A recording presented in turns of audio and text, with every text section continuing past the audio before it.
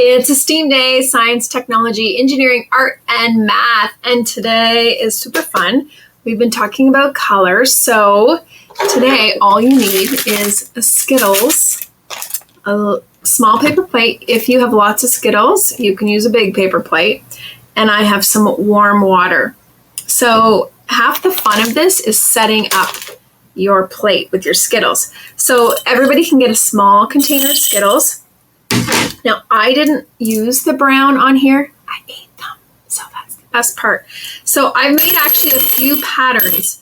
So I started out with, I have an A-B pattern. I don't want to put this up because I'm afraid they're going to go all over the place. So I made an A-B pattern, yellow, red, yellow, red. And then I made an A-B-C pattern, green, orange, yellow, green, orange, yellow. And then I made an A-B-C-D pattern. Green, red, orange, yellow, green, red, orange, yellow. So you can set up your Skittles however you want.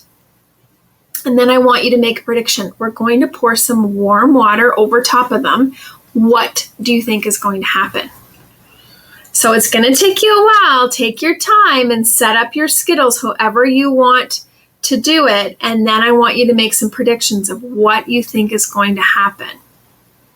Now, I'm going to pour some warm water over here to show, but I want you to stop the video if you don't need to see it. If you're an educator and you want to see it, then stay tuned.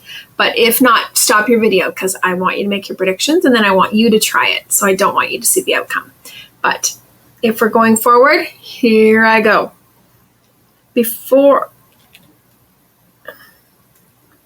I start this, I was going to say, be patient, okay? Make sure the water's covering all of the Skittles, and then just give it time. Don't shake the plate. Just use the warm water and cover the whole thing, and then have your students watch. And it happens pretty quickly, but if you shake your plate, then it kind of loses the coolness of it. So as they watch what's happening, they can make observations and see what is happening when the colors join, or what's happening to the bottom of the Skittles and why. So there's lots of things to talk about with this STEAM challenge. And look at how cool that is. Now, I don't know if you want them to eat all of these Skittles, but it would be nice if they had a few left over so they could munch on those. So have fun with this STEAM challenge. I've tried it with a class and they loved it. And they did it a couple of times. They loved it so much. So have fun with your Skittle STEAM challenge.